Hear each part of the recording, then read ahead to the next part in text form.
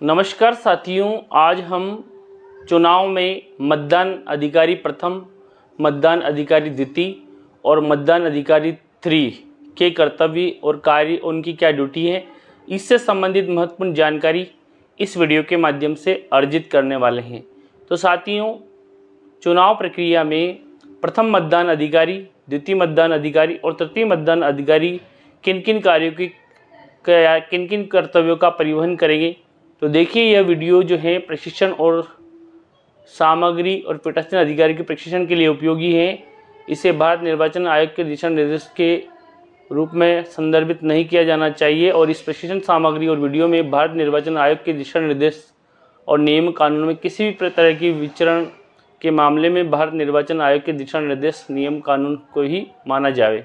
तो साथियों, ये जो जानकारी है ये आप सभी के लिए महत्वपूर्ण जानकारी है और इसमें महत्वपूर्ण जो दिशा निर्देश यहाँ पे स्पष्ट दिए गए हैं, भारत निर्वाचन आयोग के दिशा निर्देशों के संदर्भ में ही महत्वपूर्ण जानकारी यहाँ पे दी जा रही है।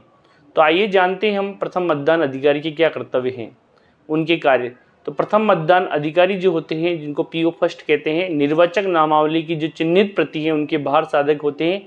यानी कि जो निर्वाचक नामावली की जो चिन्हित प्रति है वो प्रथम मतदान अधिकारी के पास होती है, जिसमें उन्हें पुरुष, महिला और अन्य मतदाताओं जो कि निर्वाचक में हैं उनकी पहचान करनी होती है।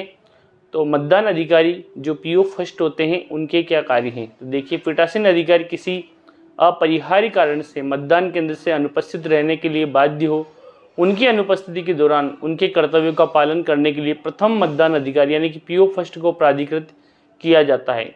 यानी कि पीठासीन अधिकारी की अनुपस्थिति में उनके समस्त कार्यों या उनके कर्तव्यों का निर्वहन पीओ फर्स्ट के द्वारा ही किया जाएगा।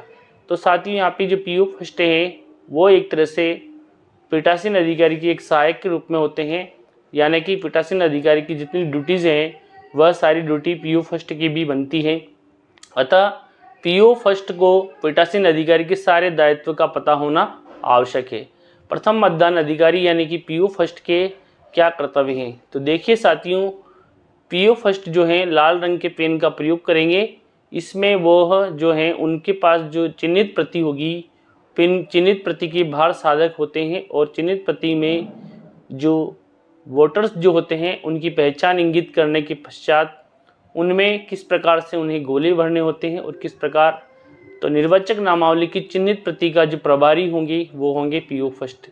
यानी कि प्रथम मतदान अधिकारी यानी कि पीओ फर्स्ट के प्रथम कार्य है कि वह निर्वाचक नामावली की जो चिन्हित प्रति हैं उनके प्रभारी होते हैं, उनके भार साधक होते हैं। साथ ही साथ उनके पास जो चिन्हित प्रति होगी वो चिन्हित प्रति में देखिए चिन्हित प्रति किस तरह से होगी, उसमें चिन्ह अंकित होते हैं।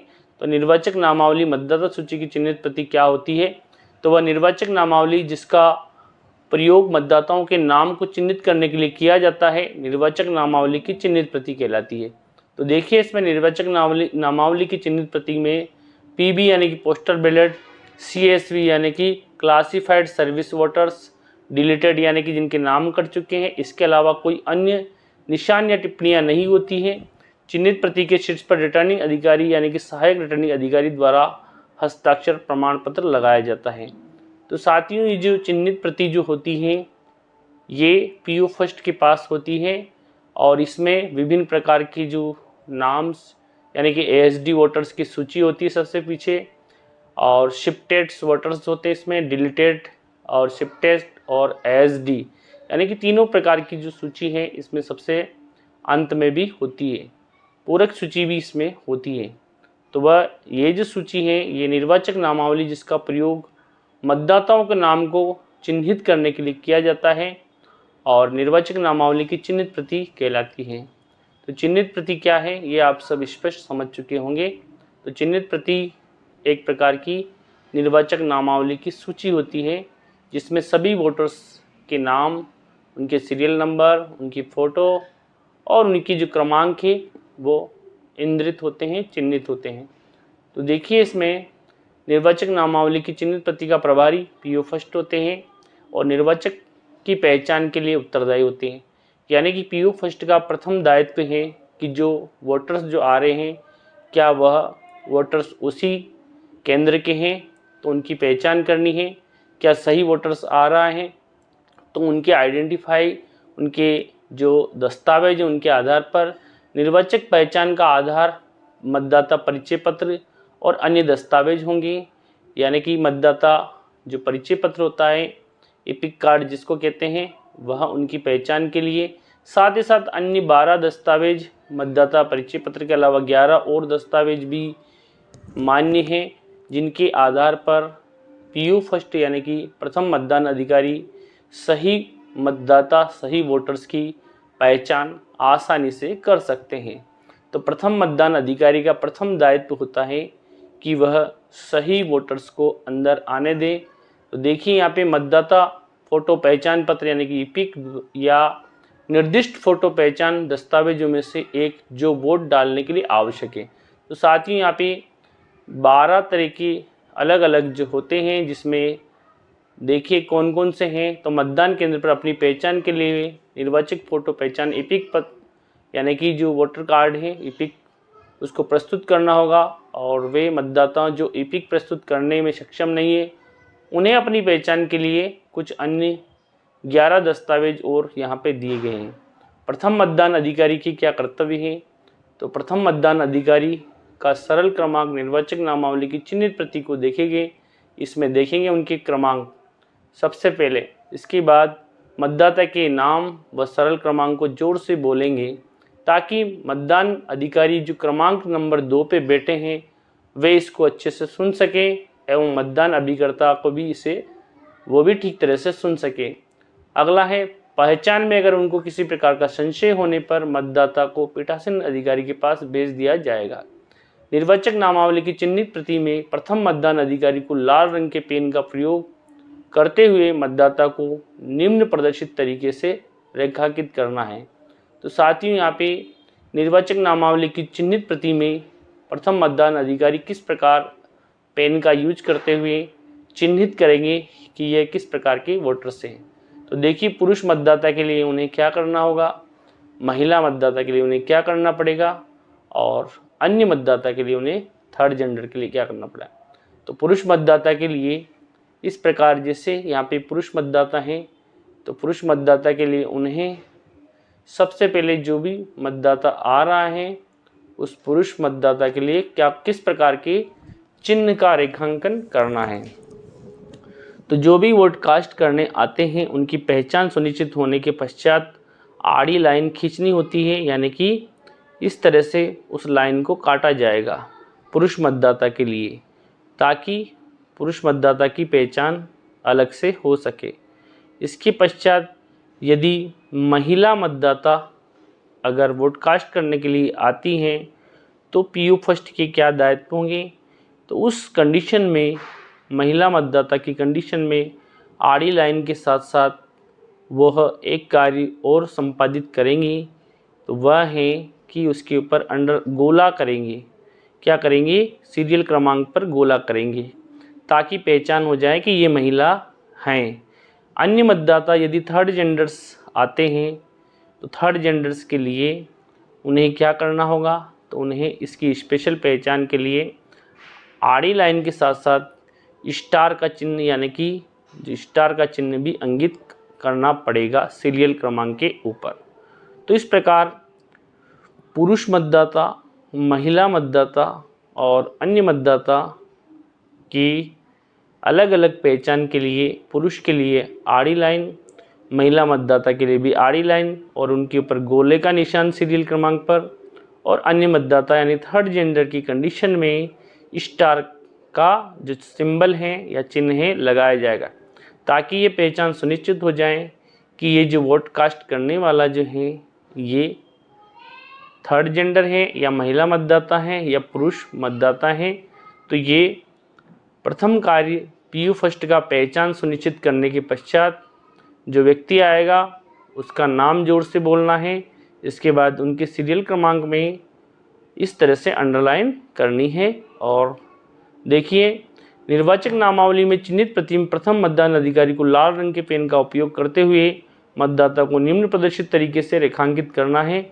इसके अलावा पुरुष, महिला और अन्य मतदाता की गणना अलग से एक अन्य कागज पर मार्क करते हुए जिससे हर 2 घंटे में डाले गए मत का रिकॉर्ड और प्रतिशत का संधारण हो सके, और यह रिकॉर्ड पीठासीन की डायरी में इंद्रित करना है। तो साथियों, ये एक प्रकार की स्टैटिक्स जो सूचना होती है, हर 2 घंटे में पुरुष और महिला और अन्य मतदाताओं की जानकारी के लिए एक अलग से कागज़ या पूरे में फॉर्मेट बनाकर दिया जाता है। इस फॉर्मेट का यूज आसानी से कर सकते हैं। इससे अलग अलग समय पे हर 2 घंटे में जो ब्रॉडकास्ट किए गए उनकी संख्या भी आसानी से इंदराज की जा सकती है, रिकॉर्डेड की जा सकती है। तो देखिए, VIS वोटर इन्फॉर्मेशन स्लिप मतदाता जानकारी पर्ची होती है। मतदाता जानकारी पर्ची मतदान के लिए अकेले पहचान के रूप में मान्य नहीं है। तो यानी कि मतदाता पहचान जो पर्ची होती है उससे केवल ये आइडिया लगाया जा सकता है कि कौन से सीरियल क्रमांक पे मतदाता का नाम है।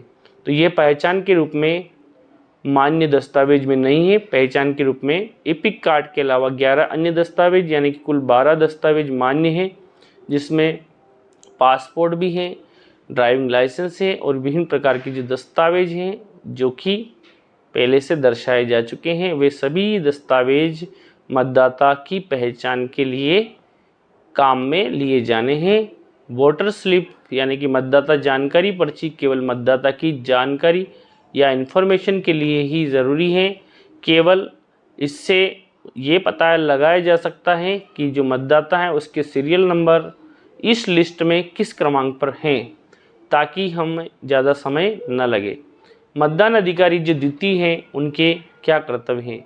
तो मतदान अधिकारी 2 जो हैं PO सेकंड, उनके कर्तव्य जो कि मतदाता रजिस्टर प्रारूप 17 के भार साधक होते हैं और अमिट शाही का प्रभारी होते हैं।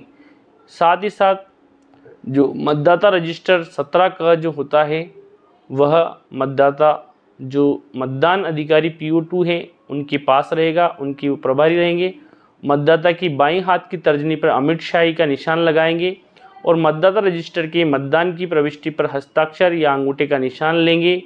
साथ ही साथ मतदाता पर्ची जारी करेंगे यानी कि वोटर स्लिप जारी करेंगे और मतदान अधिकारी क्रमांक 3 के पास भेजेंगे। तो साथियों, यहाँ पे PO2 की कार्य क्या है? PO2 की कार्य मतदाता रजिस्टर 17 में सारे इंदराज करना है, उनका क्रमांक, उनकी पहचान और उनके लिए बाईं तर्जनी पर अमिट शाही भी लगाना है और अंगूठे का निशान, अंगूठा लगवाना है या फिर उनके हस्ताक्षर करवाने हैं।